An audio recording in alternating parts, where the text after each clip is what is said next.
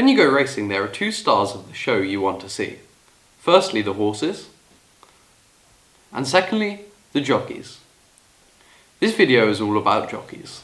You've met quite a few jockeys. Most of them seem pretty decent people, and you can't help but admire all of them for what they do. Riding a horse at speed over an obstacle is obviously a dangerous and difficult thing to do. In fact, on average, a jockey can expect to be unseated or fall once every 18 or 19 rides. I was quite surprised to discover that jockeys are paid just £165 for each ride they have, and that's before the deductions.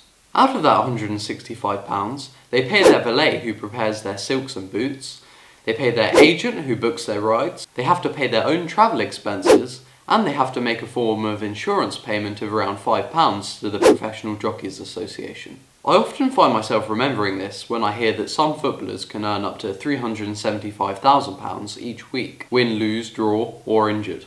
And quite a few jockeys you see won't even be paid at all. Now let's consider the different types of jockeys there are.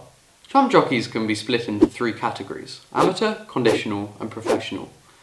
Over the 2019 to 2020 British National Hunt season, 444 jockeys rode in at least one race. Out of these 444 jockeys, exactly 200 were amateur jockeys who ride for fun and have other careers outside race riding. They come from many different walks of life. Some are businessmen, others are vets, doctors, or even soldiers. You can spot amateur jockeys in the race card as their name is prefaced by Mr., Mrs. or Doctor. When I first started going racing, you could spot amateur jockeys quite easily because they rode very differently to professionals. Now, however, amateur jockeys are much better, and it's quite difficult to tell them apart from professional jockeys. Most amateur jockeys regularly ride at pointer points, and occasionally in hunter chases at national hunt meetings. In Ireland, amateur jockeys have much more opportunities, as they're the only type of jockey that is allowed to ride in bumpers. If you want to learn more about bumpers, or indeed any other types of jump races, you can check out my other Basics of Jump Racing video, where I explain the 4 different types of jump races.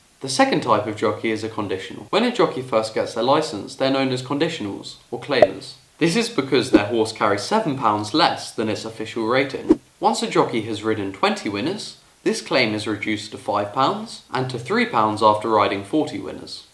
After riding 75 winners, the jockey officially loses their claim and becomes a fully fledged professional jockey. The third and final type of jump jockey is a professional. Professional jockeys have all ridden out their claim, and they make a living from race riding. Professional jockeys tend to be very experienced, and they tend to ride the best horses. It's been a pleasure to grow up watching some top jump jockeys ride.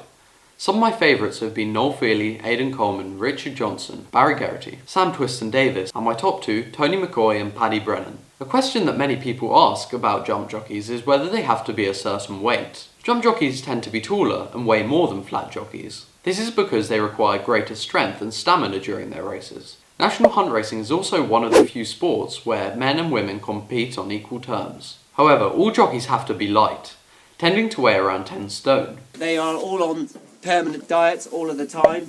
They're extremely fit. They're fit athletes, as fit as footballers, tennis players, rugby players, but also the crucial bit, they are all at their lightest. When I say they're lightest, they can't be weak because they've got to control half a ton of racehorse galloping at 30 miles an hour out there. On a race day, you can often see jump jockeys running around in hats, thermals and large coats, trying to burn a pound or two, and therefore make the weight.